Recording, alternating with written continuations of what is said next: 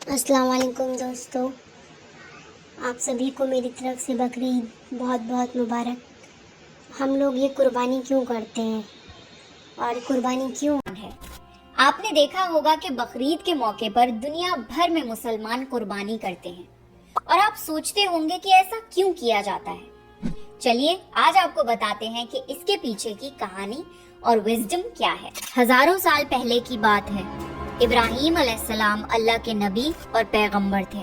ایک دن جب ابراہیم علیہ السلام سو رہے تھے تو انہوں نے ایک خواب دیکھا جس میں اللہ نے ابراہیم علیہ السلام سے فرمایا کہ ابراہیم، آپ کے نزدیک جو سب سے پیاری اور محبوب چیز ہو، آپ اسے اللہ کی راہ میں قربان کر دیجئے۔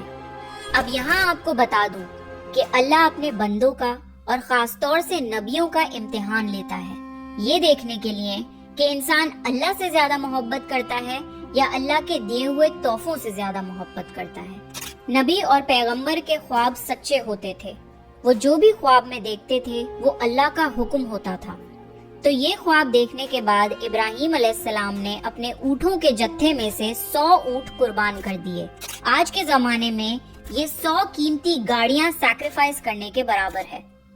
ابراہیم علیہ السلام نے سوچا کہ جو اللہ نے انہیں حکم دیا تھا وہ پورا ہو گیا، پر جب رات کو وہ سوئے تو انہیں پھر سے یہی خواب آیا۔ اس لیے ابراہیم علیہ السلام نے اگلے دن 200 اونٹ اللہ کی راہ میں قربان کر دیے، لیکن اگلی رات پھر سے انہیں وہی خواب آیا جس میں اللہ نے ان سے ان کی سب سے پسندیدہ چیز قربان کرنے کا حکم دیا۔ اب ابراہیم علیہ السلام سوچ میں پڑ گئے کہ آخر اللہ ان سے کس چیز کی قربانی چاہتے ہیں۔ پھر انہوں نے سوچا کہ اس دنیا میں سب سے عزیز چیز میرے لیے میرا بیٹا اسماعیل ہے۔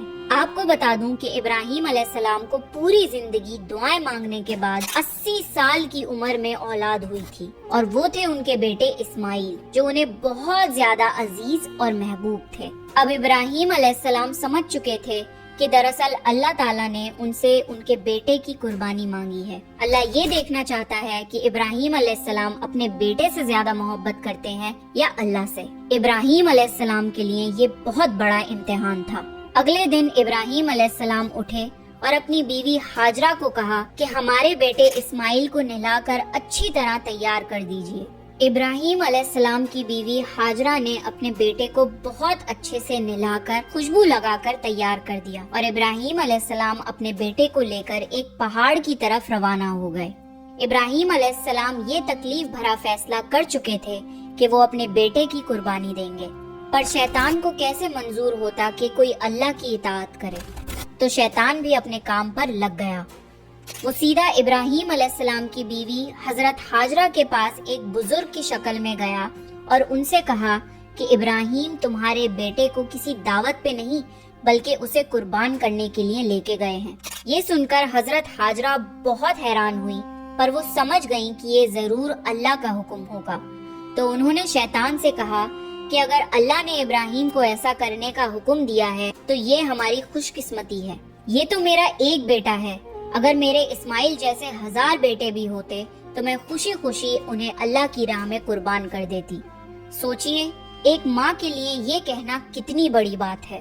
جب شیطان حضرت ہاجرہ کو بھڑکانے میں ناکام ہو گیا تو سیدھے ان کے بیٹے اسماعیل علیہ السلام کے پاس گیا اور کہنے لگا کہ تمہارے بابا تمہیں کسی دعوت میں نہیں بلکہ تمہیں مارنے کے لیے لے کے جا رہے ہیں۔ جواب میں اسماعیل علیہ السلام نے کہا کہ اگر یہ اللہ کا حکم ہے تو میرے لیے اس سے بڑی کیا خوش نصیبی کی بات ہے کہ میں اللہ کی راہ میں قربان ہو جاؤں۔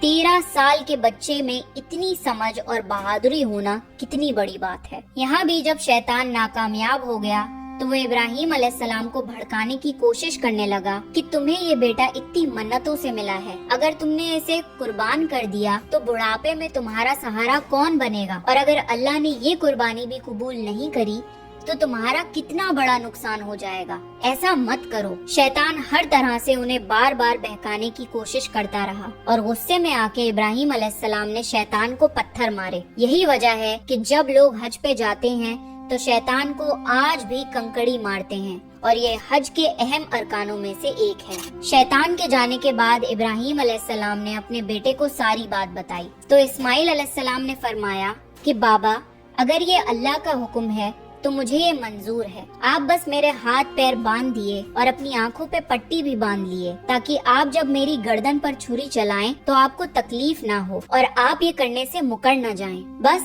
फिर इब्राहीम अलैहिस्सलाम ने अपने बेटे के हाथ पैर बांध दिए और अपनी आंखों पर पट्टी भी बांध ली। और जब उन्होंने इस्माइल अलैहिस्सलाम की गर्दन पर छुरी चलाई तो एक जानवर की आवाज सुनकर वो हैरान हो गए। उन्होंने जब आंखों से पट्टी खोली तो एक दुम्बा जुबा हुआ था और इस्माइल अलैहिस्सलाम उनके पास खड़े मुस्कुरा रहे थे। तब आसमान से अल्लाह ने इब्राहीम अलैहिस्सलाम से फरमाया, इब्राहीम, आप इस इम्तिहान में कामयाब हो गए। हमने आपकी ये कुर्बानी कबूल की।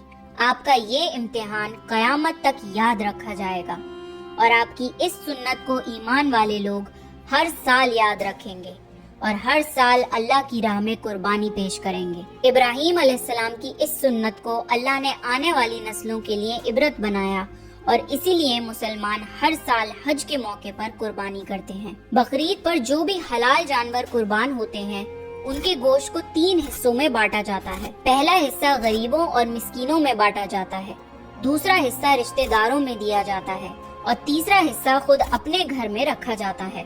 आपको ये पता होना चाहिए कि बकरीद के मौके का गरीब लोग साल भर इंतजार करते हैं, क्योंकि यही साल का इकलौता मौका होता है जब उन्हें गोश्त खाना नसीब होता है। बकरीद का ये फेस्टिवल दुनिया भर में भुखमरी मिटाने का एक जरिया है and it's a part of Islamic faith to serve humanity and help others. हज के इन 10 दिनों में की गई नेकियां अल्लाह को साल भर की गई नेकियों से ज्यादा पसंद है। इसलिए हज के इन दिनों में हमें ज्यादा से ज्यादा नेकियां करने की कोशिश करनी चाहिए।